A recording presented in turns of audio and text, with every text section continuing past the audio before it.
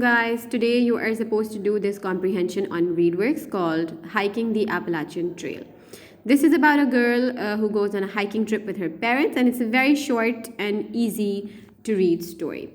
So let's read this. I also want to say that if you guys have difficulty following the words on in the video, then you can open up readworks and you can look at the comprehension on readworks and you can just listen to the video. And if you're okay with it, then you can just, follow the words in the video. So let's just go through this. Also, when we are reading the story today, I want you guys to concentrate on the setting and I want you guys to concentrate on character description, okay? Because that is something that we have been doing these days. So just notice it, okay? And I will point some things out as well. 8-year-old Maya and her parents were on vacation. They were hiking in the Appalachian Mountains. Do you guys remember we talked about the Himalayas when we were studying the abominable snowman, that the Himalayas is a mountain range? So the Appalachian Mountains, this is also a mountain range. And this means that it's not just one mountain or two mountains. It is a whole line of mountains which are probably, going in a line. And they are just like the Himalayas are crossing through several countries. Just like that, the Appalachian Mountains are crossing over different states of the United States of America, okay? The Appalachians are the longest group of mountains in eastern North America. These mountains start in the northern US state of Maine. They end in the southern state of Georgia. Maya's family was walking on a road that goes from one end of the Appalachians to the other.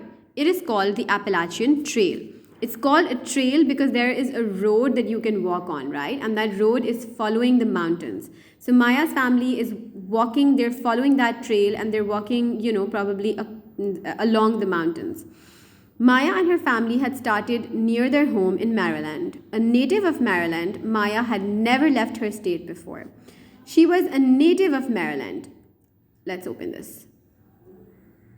A native is a person who was born or raised in a particular place. So you guys are, for example, native to Pakistan, right? You guys were born and raised here. Even if you were born somewhere else, you were raised here. So you would be natives of Pakistan. So just like that, Maya is a native of Maryland. She was born there, she's been raised there. And this is something that we find out about Maya. She has never left her state before. She has always just stayed in Maryland. A native is someone who was born in a place. The family's first stop was in West Virginia. West Virginia is also a US state. It's a state in the United States of America. Every evening, Maya and her family would make a campfire. She loved that. So in these last two paragraphs, we have some interesting character traits about Maya. It's not written, like you won't find traits like, oh, Maya likes nature, Maya likes walking, but you have to read a story and then you have to think about what the character is like. So we're just going to do that, okay? Every evening, Maya and her family would make a campfire. She loved that. She also enjoyed sleeping in a tent each night. Now, just these two lines tell you a lot about Maya. They tell you that she likes the outdoors, she's adventurous, she likes new experiences.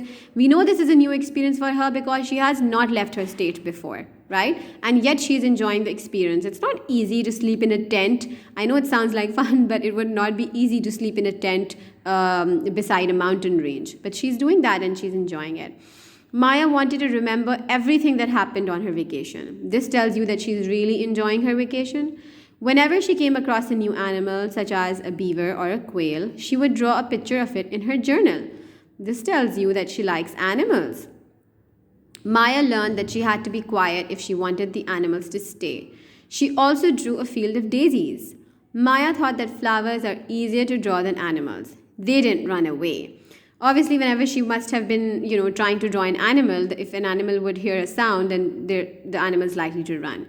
So it tells you that she likes nature, she likes flowers, she likes the environment around her, she likes observing it. And I thought this was very interesting what Maya is doing. That because she doesn't want to forget anything, she's recording it in her journal. This is a very good writing exercise.